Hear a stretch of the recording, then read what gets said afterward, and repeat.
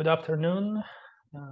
This is a continuation of the RAIS series of seminars, and today we'll talk about what to know when sharing fitness activity data.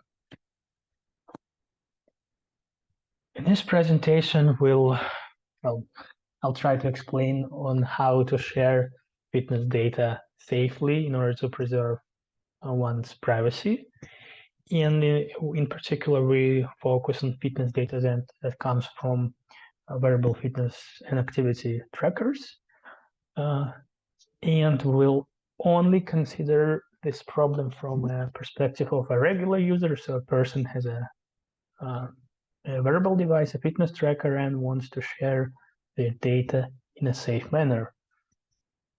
We'll also focus on sharing of data that has been measured by sensors, inbuilt sensors of wearables directly, such as, for instance, steps, calories, etc. Although it's not measured directly, but those metrics are kind of sort of been measured directly by the devices. And also will cover derived data, such as, for instance, stress levels, mood, etc., etc. And this derived data can be measured by some of the newer generation of wearable fitness trackers. And in this seminar, we also only talking about when users voluntarily sharing their data. So if, for instance, their data has become available due to a leak or a hacker attack, it's not count. It's only when users share their data themselves. So in this presentation, we'll talk how to do it in a safe manner. We'll talk about the most common misconception and pitfalls of sharing one's fitness data. We also will make distinction between sharing online and participating in studies that result in data sets that are being later made public to the research and academic communities. We'll also talk about, well, one of the most cornerstone principle for this particular topic, which is data minimization. And we'll also discuss how study in terms of service and consent form may be of great help to regular users of such devices. So, yeah, what are those pitfalls and fallacies that general users and perhaps some of you audience may be having on sharing your fitness data?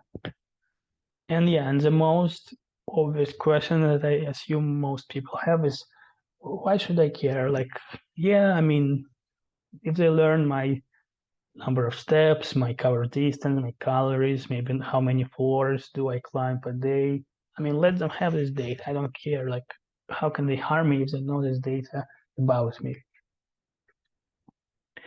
Unfortunately, it's not as simple as it appears on the first glance, mainly because just from this benign and seemingly completely harmless data, it may be feasible to infer some undisclosed insights on the person who produced this data. In particular, I put some references on this slide, and there have been, I'm quite confident, many more works on how researchers managed to infer some very, very interesting attributes from specifically data that has been produced by fitness trackers. For example, such attributes may be whether or not a person is a smoker, some illness like colorectal cancer, only from data from smartwatches, and more recent work even detected pandemic curve from data from smartbands.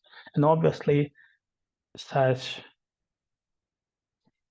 there might be many more insights that can be inferred that just not being actively researched yet. Some other fallacies and pitfalls that I'm obliged to present here is that well, it's a natural concern that, yeah, basically sharing wearable data, well, it poses no privacy risks, right? And this, even excluding what I just explained in the previous slide, it's not entirely true. In one of our works, we show that, first of all, it's not just false, but also sharing data anonymously is not safe, because it may be feasible to de-anonymize users based solely on their fitness data. So in simple words, it may be explained as if users who exercise, who do some activities with their wearable fitness tracker on, their fitness data has a unique fingerprint on this user. It's sort of like a fingerprint, like a eye scan or some other identification mechanism, because users tend to repeat their routine over and over again. The fitness data contain a unique identification of them. And therefore, even if users share their data anonymously, if, well, let's call it an adversary, have enough of their samples, it is possible to link an anonymous person back to their anonymized samples. And the final pitfall that I'm obliged to present is to, when users share, well, users think that, well, it's okay to share all their fitness activities online or in a data set, and it cannot be further from the truth. We'll look at it later, but it's a very, very grave pitfall. And, well, naturally, without going into detail yet, naturally, the more data is being shared, the more likely it is that some information, undisclosed information, may be inferred, or perhaps this data sample can be linked to a user who produced it or whatever. So sharing everything is not a good solution. Now I'll describe how users of wearable devices can share their data, their fitness data. And yeah, again, we're talking only about voluntarily sharing their data. We're not talking about, well, data has been stolen, or perhaps some data controller has mishandled my data and shared it to some third party without my consent or knowledge, etc., etc. We talk only about how users can voluntarily share their data. Well, advent of wearable fitness trackers has proved them as an invaluable tool in various fitness studies, since wearable fitness trackers are becoming more and more powerful, more and more sophisticated. They're becoming a very, very good, useful, and, well, invaluable tool in many, many types of various fitness studies. And typically, it's a not very kind of set in stone distinction, but in the course of this presentation, we would refer to two types of experiments, which is so-called control experiments and general experiments. We'll study them a little bit later. And another little bit standalone type of experiment is so-called life logging studies. We'll also talk about it in the next slides. So what's a general experiment? General experiment is sort of an experiment where lots of participants are typically recruited, and, well, since there sometimes can be like thousands, maybe even hundreds of thousands of people, naturally, in most cases, it's unfeasible to provide everyone with the same model and the same exact device. Therefore, typically, users are asked to bring their own device and devices.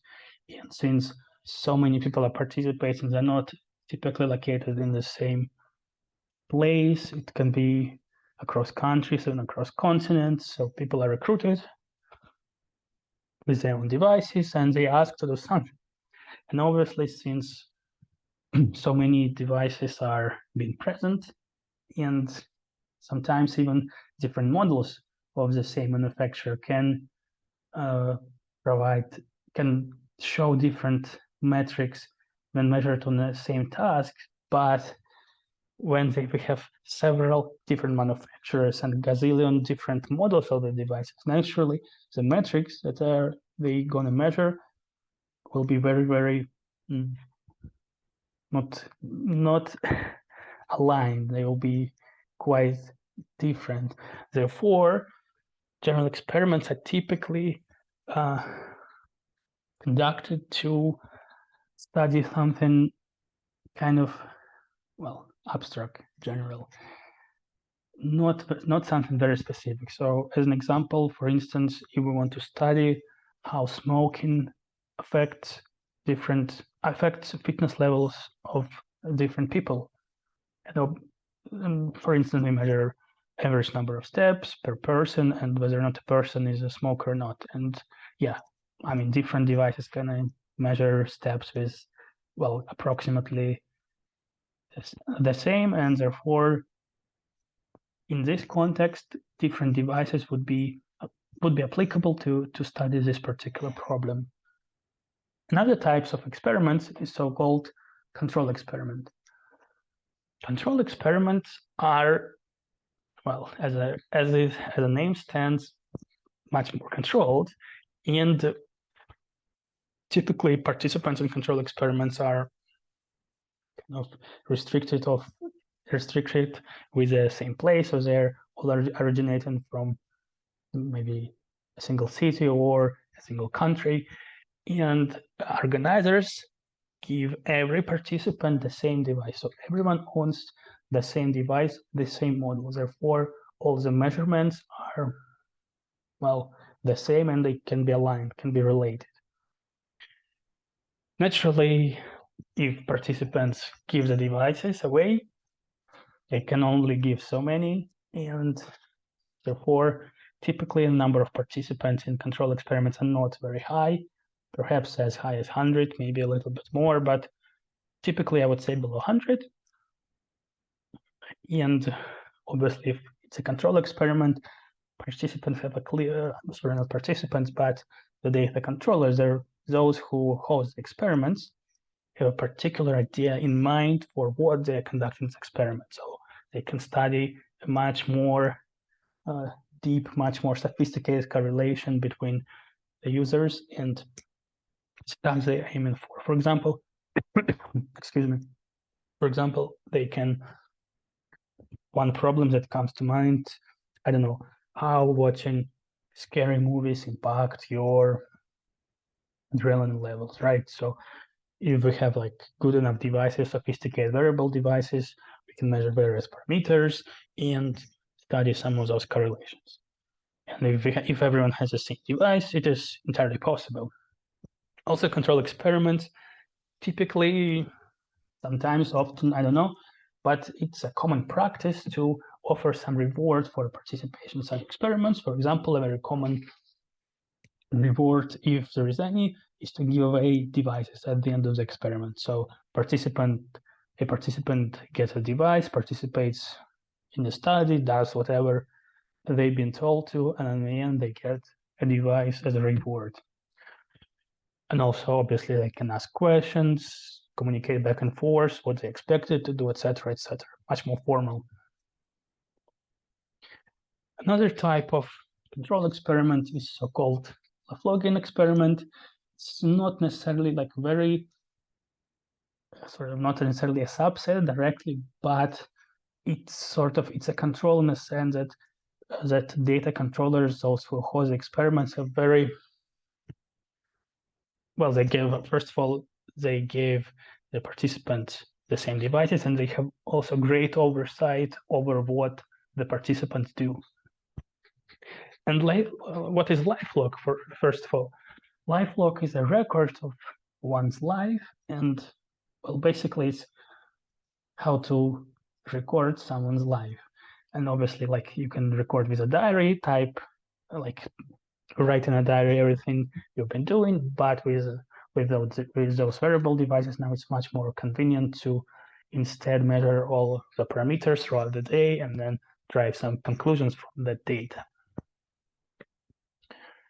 And life-logging experiments are more in the wild, quote unquote, which means that typically organizers encourage users to not alter anything in their life or in their lifestyle just because they participate in the experiment. So in simple words, you're being like participants are being given the devices, and they are encouraged just do your own life, do whatever you want. So they do not do any like particular trials or tests. They're just encouraged to live their own life, to wear the devices as much as possible, even while sleeping, to do everything with their devices on. And sometimes they may be even asked to record some other data on themselves, for example, injury data, maybe like food intake, maybe their stress levels, maybe their mood levels, maybe their, I don't know, maybe their like emotional stability state, whatnot, the happiness, etc., etc. So now basically users can participate in some kind of experiments where organizers collect the data and then make it public.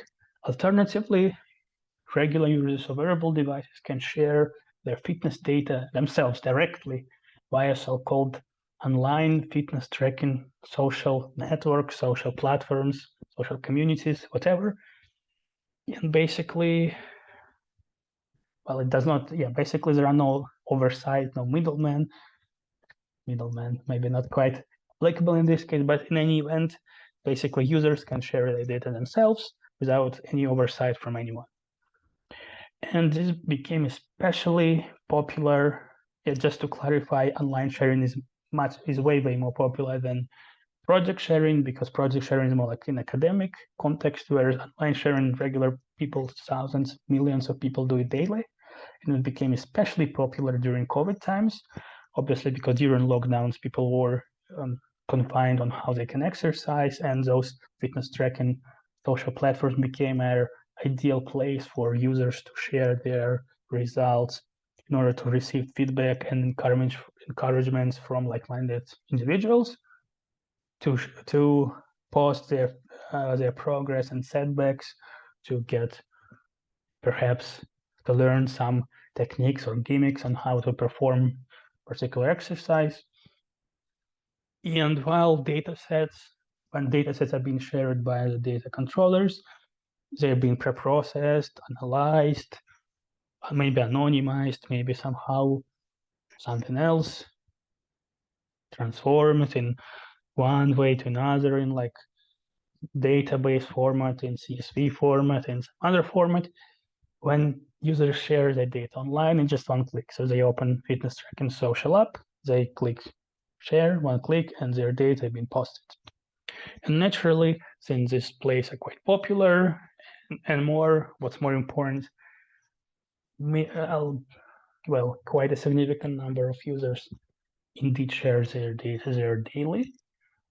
Such communities are, kind of a magnet for people who perhaps would like to utilize this data for, let's call it questionable purposes. For example, identity theft, maybe doxing, maybe stalking, maybe something else. And therefore, users to be very careful when they do share their data online. So now we'll finally talk about how regular users of fitness trackers can preserve their privacy. How can they share their data safely in order to not compromise their identity and privacy? Well, the cornerstone of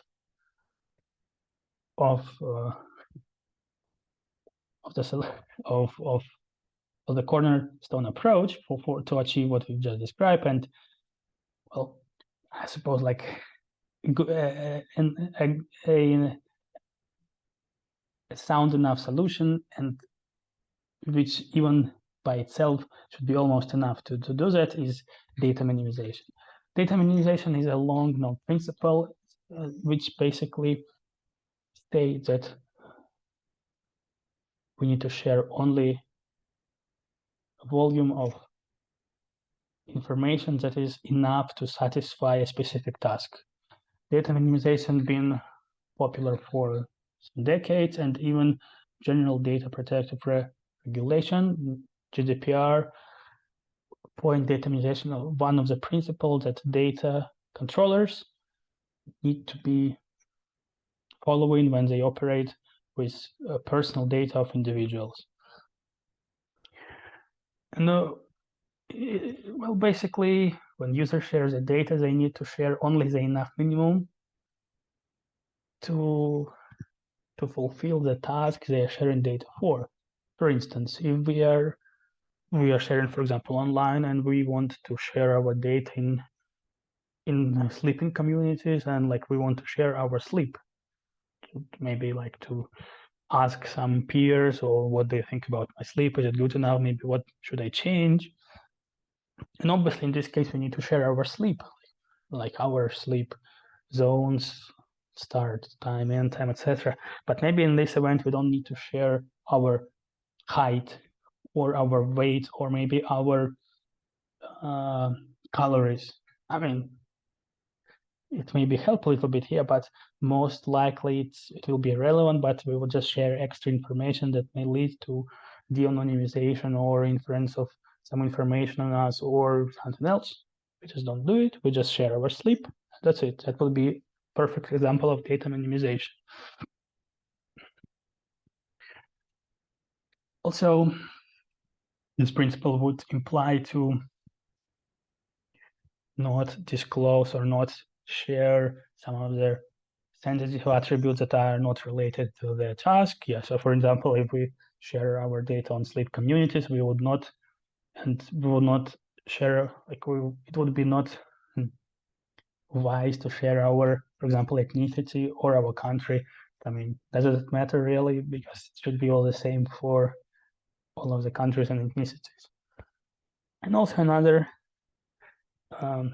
well, kind of dimension of data minimization is not to release some of to lessen the number of data we share in one sample, but also to not share too many samples. For example, if we post our sleep every single day in this community, maybe if someone records our sleep every day and this attacker gets 365 of our days per year, like if we post it every day, then the attacker might study those 365 samples and, well, infer some insights just based on the information that we post daily. And yeah, and perhaps it would be not enough to infer that kind of insight if we post our sleep, let's say once a month, but instead we post it every day. And it may be entirely possible that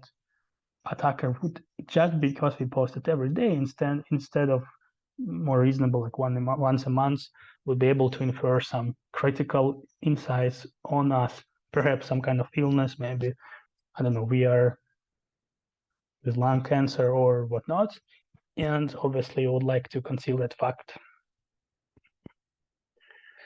For example, yeah, here is an example which I kind of already talked about. Yeah, so for example, this would be an example of data minimization when sharing data in a data set. And obviously we have no, as we say, we only talk from the standpoint of regular users and not of data controllers. So if you are regular users and data control asks you to fill fields, for example, ethnicity and country, you can just leave it blank or ask data control that I do not want this data to be in a data set, and instead prefer to, well, and ask, well, if you release the data, please do not release those fields. So yes, this would be all the data that is reasonable, and these fields are sensitive and should not be released to open public without our consent. And well, following data minimization principle, should be like this. When we are sharing data online, data minimization also applies, as we say, like about sleep example. Here, for example, Fitbit allows us to customize how much data we share in the post. For example, the left-hand side is a default view. When we share our daily snippet of data, we provide steps, distance, calories, and active minutes. And when we, for example, if we share our data in activity communities, maybe it would be just enough to share our steps. So how many steps we took this day and our zone minutes, how many active minutes we performed. active minute is basically a minute where our heartbeat was above a certain threshold, so when we were very active, so, in quote. So perhaps it's enough. These two parameters, these two features would be more than enough for anyone to, would be enough for us to convey our activity level to the general public without compromising our privacy by releasing more unnecessary parameters that can lead to de-anonymization or to linkage attacks on us. Finally, we'll talk about how whether we will talk about whether or not study in terms of service may be of help to regular users, average users of wearable fitness trackers when sharing their fitness data. So when we are sharing online, it would be a good idea before sharing anything to read privacy policy. Well, it's as always, and obviously many regular people do not do that. Well, and I must confess, I do not do that all the time myself. Although when I share some of my data online, I would definitely do that. By that I mean read the privacy policy. And what we are looking for in the privacy policy before sharing fitness data. First of all, we need to know how our data that have been posted there may be used. So, for example, it has been transferred to third parties. It has been analyzed. Can it be sold? Maybe they will say, oh, we'll only like at most we'll aggregate your data to some. Then it's safe. But sometimes they will say, oh, we'll share your full data to some third parties. Then maybe it's not very good. Secondly, we would like to read terms of service for these fitness tracking social apps. In particular, what we're looking for is like how users are required to operate in these communities without risking suspension. So, to what extent this fitness tracking social application protects users from those actors who are trying to perform data harvesting, stalking, data identity theft, impersonation, etc., etc. And finally, users themselves may check how easy it is to harvest data, just go into this community, scrolling down, see whether or not it's easy would be for some malicious actor to automatically kind of gather this data for whatever reason. And then when we are sharing our data via dataset, so we participate in an experiment, data controller experiment, who is an experiment organizer, gets their data, they are preparing to share it. What can we do to make sure that our data is being safe? So before we submit any data, first of all, we read the consent form. If there is no consent form, perhaps it's a good enough argument to drop the experiment whatsoever. They say, no, I'm not participating in it. Consent form is basically, you need to sign in order, well, no need, but typically it's a good practice to have a consent form where participants sign it, and in consent form is clearly explained how the data been used, etc., etc. And what we are looking for in a consent form, first of all, is whether or not the final data set will become public. So sometimes, and I would say when more often than not, researchers, data experiment organizers, data controllers, they just collect their own data set, private, and they never release it. So they do an experiment, they maybe publish an academic article, they explained the details of how they collect the data set, but the data set never becomes public. In that case, it's safe because, well, we share data only with data controllers, and they're obliged by the consent form to not disclose this information to anyone. However, sometimes the data is intended to be collected to become public. And in that case, we'll need to be even more, well, attentive, I would say. First of all, we need to, second of all, in the consent form, we also need to search for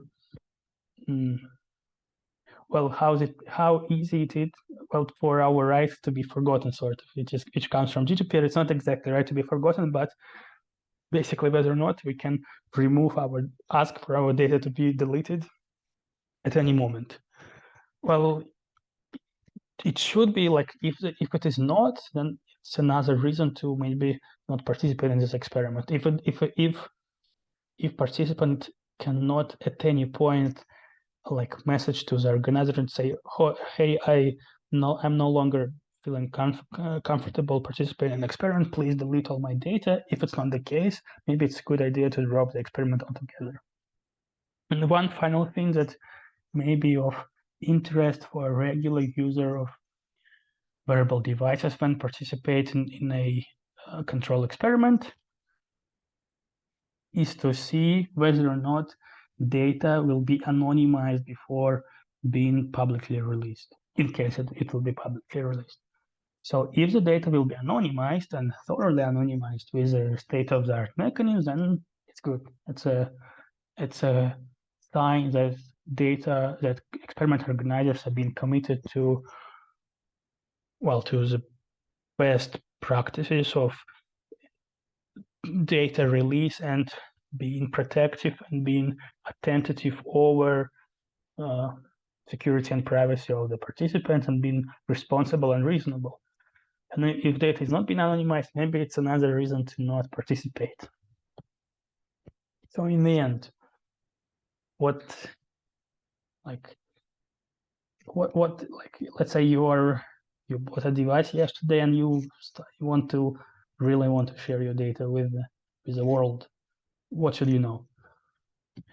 Well, first of all, the easiest would be not to share anything. Just use it for yourself, track your data yourself, not to share. Do not share it with the world. But if you really want to share, then first try to do it anonymously. Do not share your fitness data like under your real name or your pseudonym. Try to do it like under anonymous account. Because as we said, like users can be easily de-anonymized if an adversary has enough of their samples solely from the fitness data. Secondly, again, principle of data minimization, do not share everything. If you really need to share something, share only the volume of data which you think is strictly necessary for the task you're trying to pursue. Do not share everything you have. Then if you're participating in a dataset experiment, research your project you're participating in. Do not blindly agree to, maybe they promise you, oh, to every participant we'll give a free fitness tracker. And just because they're given a free reward, well, not free, just given a reward for your time and for your efforts, maybe it's not worth to completely relinquish your privacy. If the consent form and the project you're participating in is kind of shady and not entirely explicitly covering the point that we discussed previously, maybe it's a good idea to skip this project and focus on something else. And finally, it's a good idea if we are talking about sharing with via online fitness tracking social network applications. It's a good idea to study the terms of service and privacy policies of those apps. So yeah, those are take-home messages. In the end, obviously, it's entirely possible to share your data safely. However, we should be very, very alert when sharing our data. We shouldn't share like, oh, just press this button, like do default, agree, share everything. It should be, when we share our data online, it will be public forever. It will not be removed. What comes to the internet stays there forever. So we need to be very, very mindful when we're sharing our personal data, even if it appears completely innocent at the first glance. So yeah, thank you very much. And yes, this is again a series of RAIS seminars. Please visit our website. Yeah, until next time, thank you.